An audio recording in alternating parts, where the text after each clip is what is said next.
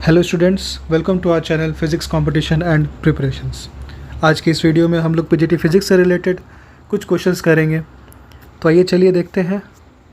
First question है, a particle moving along a curved path given by y equal to x square and the x component of its velocity is a constant equal to z, then its acceleration is equal to.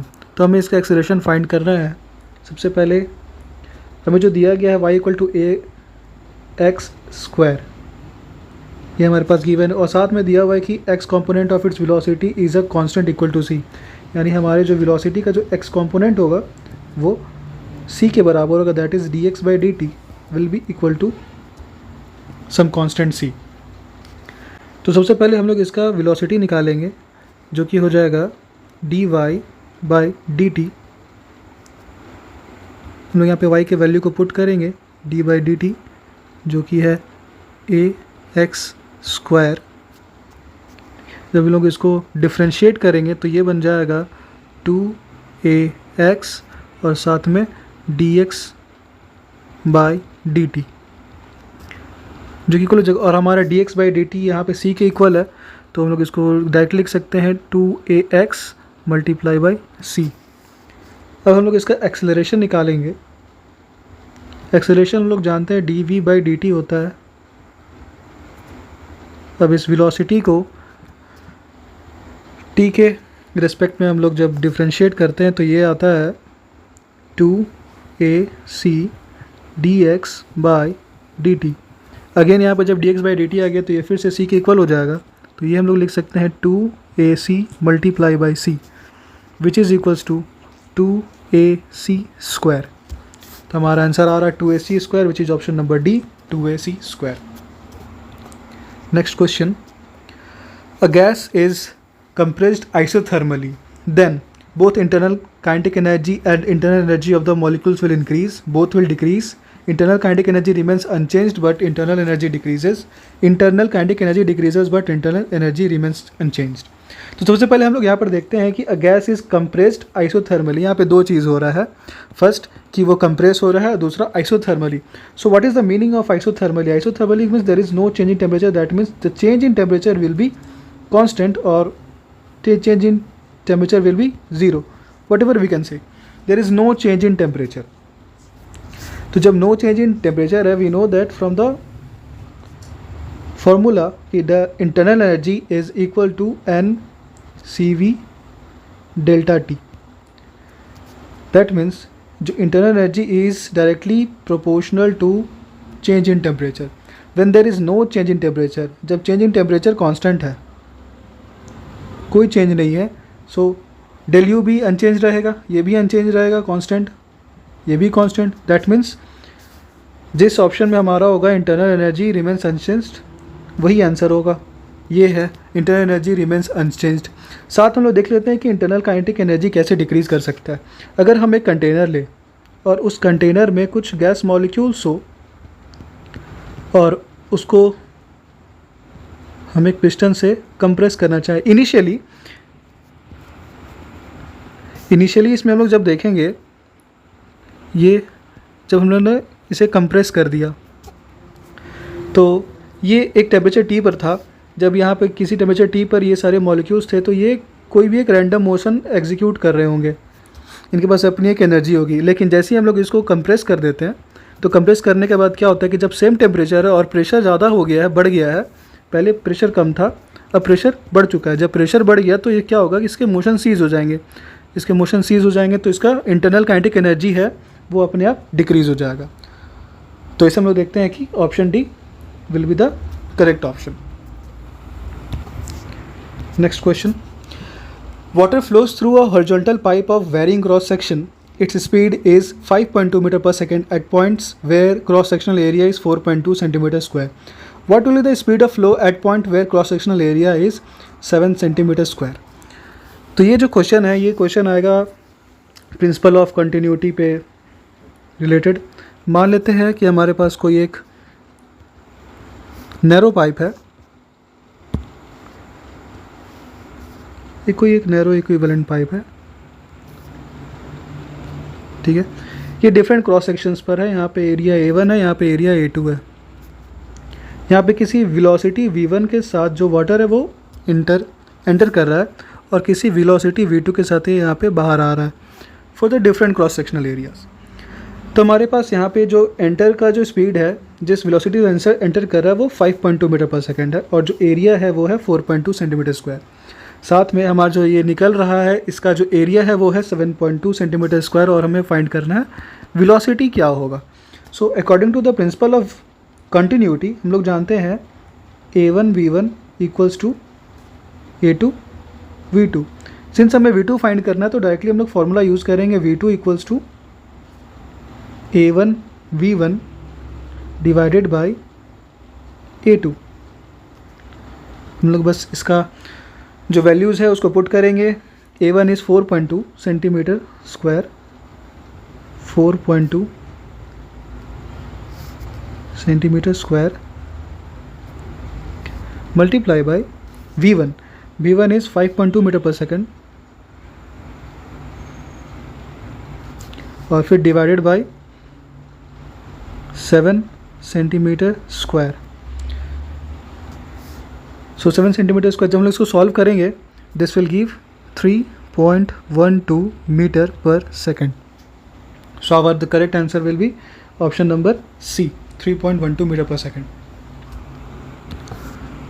Let's go to the another question. Electron's charge is small and electron drift speed is also very small. Yet we obtain large amount of currents in a conductor because. So यहाँ पर दिया हुआ है कि अगर कोई conductor है तो इस कंडक्टर के अक्रॉस जो भी इलेक्ट्रॉन्स जा रहे होंगे उसमें एक ड्रिफ्ट वेलोसिटी होगी जो कि हम लोग जानते हैं कि एक ड्रिफ्ट वेलोसिटी क्रिएट होता है और साथ में जो इलेक्ट्रॉन का चार्ज है वो काफ़ी स्मॉल है, ये दिया हुआ है, यानी काफ़ी स्मॉल चार्ज और साथ में काफ़ी small drift velocity. Yet we obtain a large amount of current in the conductor, तब भी हम लोग हमारा जो करंट है वो काफ़ी लार्ज आ रहा है। तो इसका रीज़न क्या हो सकता है? हम लोग सबसे पहले एक रिलेशन देखेंगे I इक्वल्स टू जो कि होता है NE/AVD, जहाँ पे VD ड्रिफ्ट वेलोसिटी है, E charge on an electron है और साथ में इसका क्रॉस सेक्शनल एरिया है। अब हम लोग देखते हैं कि अब हमारा जो I है वो लार्ज अमाउंट में कैसे हो सकता है। सबसे पहले हमें जो गिवन है अकॉर्डिंग टू क्वेश्चन कि हमारा जो E है वो काफ़ी स्मॉल है, साथ में VD भी काफ़ी स्मॉल है, तब भी हमारे पास जो करंट होना चाहिए वो लार्ज अमाउंट में होना चाहिए। तो लार्ज अमाउंट में पहले हम लोग देखते हैं कि यहाँ पे इसका रेजिस्टेंस के साथ कोई लेना देना नहीं है इस प्रॉपर फॉर्मूले में। तो सबसे पहले तो हमारा ये ऑप्शन नंबर ए हम लोग एलिमिनेट कर लेंगे। दूसरा, यहाँ पे कोई पुशिंग नहीं हो रहा है क्योंकि हमारा ड्रिफ्ट वेलोसिटी काफ़ी कम है, ठीक है। अब हम लोग इसमें देखते हैं कि अगर हमारे पास एनॉर्मस नंबर ऑफ़ इलेक्ट्रॉन्स हो जाए, अगर काफ़ी ज़्यादा इलेक्ट्रॉन्स हो जाए, नंबर ऑफ़ इलेक्ट्रॉन्स अगर ज़्यादा हो जाए यानी इलेक्ट्रॉन की नंबर डेंसिटी अगर बढ़ जाए तो हम लोग अ लार्ज करंट ड्रॉ कर सकते हैं। So we can say that option B is a correct option for this question. Let's go to the another question. A tuning fork A of a frequency 384 Hz gives 6 beats per second when sounded with another tuning fork B. On loading B with a little wax, the number of beats per second becomes 4. Frequency of B is. तो हम लोग इस question में सीधा हम लोग इसके पहले पार्ट पर ध्यान देंगे जहाँ पर हमारे पास दो ट्यूनिंग फॉक्स है A एंड B और दोनों की अपनी अपनी फ्रीक्वेंसीज़ है FA और FB। अब इन दोनों को आपस में ट्यून किया जाता है। इसमें हमारे पास फ्रीक्वेंसी ए का फ्रीक्वेंसी है हमारे पास जो कि है 384 हर्ट्ज। बी की फ्रीक्वेंसी हमें फाइंड करनी है। साथ में हमारे पास बीट्स है 6 बीट्स पर सेकेंड। हमारे पास बीट्स का जो फॉर्मूला होता है वो होता है B equals to the mod of difference in frequencies FB minus FA।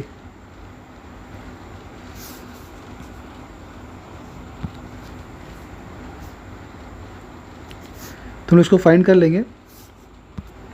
Beats हमारे पास दिए हुए हैं 6 बीट्स पर सेकेंड और साथ में फ्रीक्वेंसी FB हमें फाइंड करनी है और FA है 384 हर्ट्ज।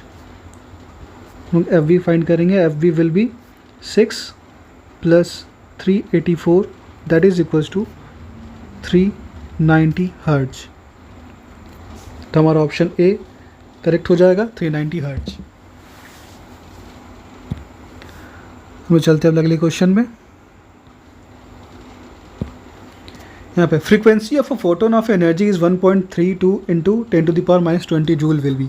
तो हमें फ्रीक्वेंसी फाइंड करनी है किसी फोटोन की जिसकी एनर्जी दी हुई है।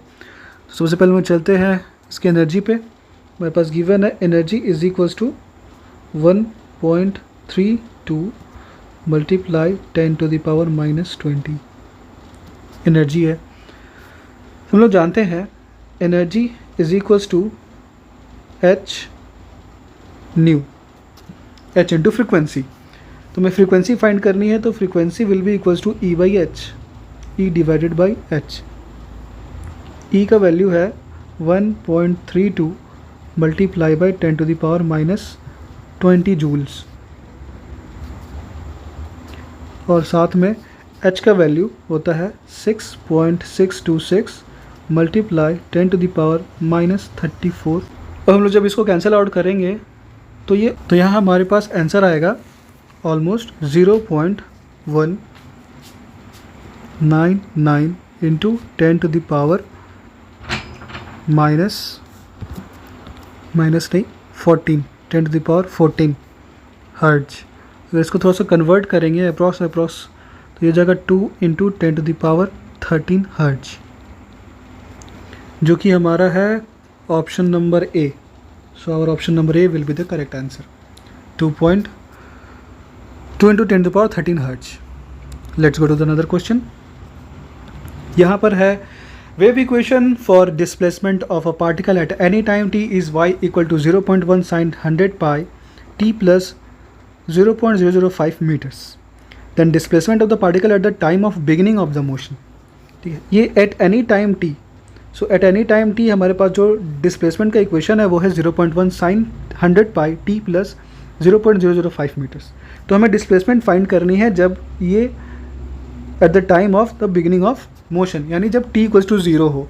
हमारे पास at t equals to any time t के लिए इक्वेशन दिया हुआ है y equal to 0.1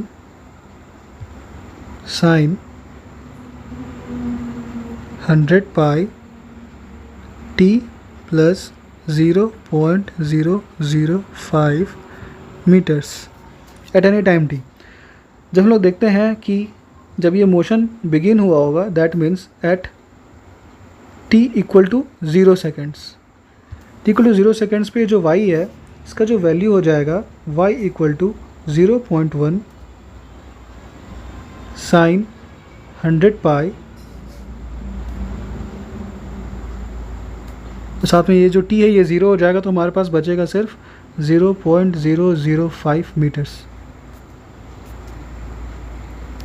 that means ये हो जाएगा 0.1 साइन 100 इंटू 0.005, ये इक्वल हो जाएगा 0.5 multiply by pi meters. That means ये हो जाएगा 0.1 साइन पाई बाई 2 के equal, that is equals to sine pi by 2 होता है 1, तो ये हो जाएगा 0.1 मीटर।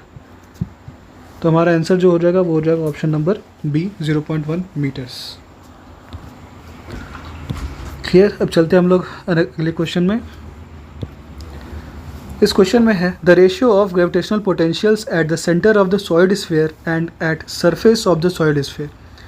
तो हमारे पास यहाँ पर जब भी हम लोग एक सॉलिड स्फीयर या फिर उसके सेंटर पे हम लोग जब बात करते हैं, in case of any solid sphere उसका जो पोटेंशियल होता है, सेंटर हो या सरफेस हो, उसका जो पोटेंशियल होता है वो same for both the cases, same होता है। दैट मीन्स अगर हम v इक्वल्स टू हमारा जो फॉर्मूला होता है gm/r, तो ये जो gm/r होगा ये सेम सेंटर के लिए भी होगा और as well as on the surface के लिए भी होगा। तो जब हमारा ग्रेविटेशनल पोटेंशियल दोनों के लिए सेम है तो हमारा रेशियो बनेगा 1:1। Next question, for the emission of maximum radiation the ratio of wavelengths of two stars A and B is 4:5 if temperature of the star B is 6800 Kelvin, then temperature of the star A will be. So हमारे पास है maximum radiations और हमारे पास wavelengths के ratio हैं. That means lambda A divided by lambda B is equal to 4/5. ठीक है. और हमारा टेम्परेचर बी पता है. Temperature of star B is 6800 kelvin. हमें फाइंड करना है temperature of A. So we will use here the Wien's displacement law. Wien's displacement law का यूज़ करेंगे. According to the Wien's displacement law, lambda A multiply by temperature of A will be equals to lambda B temperature of B. तो हमें find करना है temperature of ए. तो हम लोग use करेंगे इस फॉर्मूला को. Temperature of A is equals to lambda B temperature B divided by lambda a. We will put the value. So lambda b by lambda a, lambda b by lambda is 5/4 और साथ में temperature of B is 6800. On solving this we will get 8500 kelvins. तो हमारा जो answer होगा वो जगह option number A 8500 kelvins. Let's get to the next question. Minimum wavelength of X-ray produced from X-ray tube depends on shape of target, current in the phototube, potential difference applied across the tube और nature of the gas filled in the tube. So हम लोग जानते हैं equation that E is equals to H nu और ये जो nu होता है वो होता है C by lambda के equal. So here we can relate कि E is directly proportional to और inversely proportional to lambda. और हम लोग ये भी जानते हैं कि E को हम लोग लिख सकते हैं इलेक्ट्रॉन वोल्ट के टर्म में.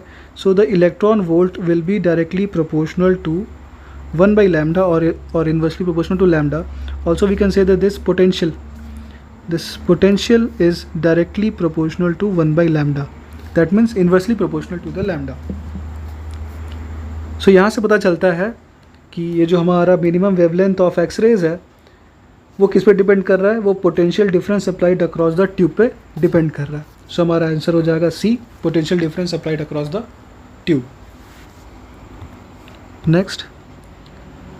सो आज के लिए इतना ही. तो हम लोग आगे क्वेश्चन हम लोग अगले सेट में देखेंगे. Thank you very much. Like and subscribe.